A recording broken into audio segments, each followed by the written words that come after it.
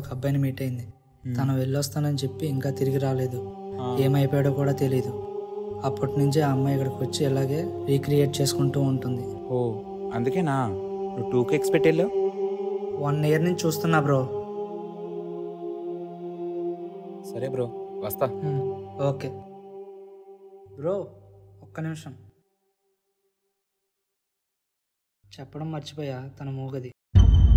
ఓ అవునా, okay bro. Okay.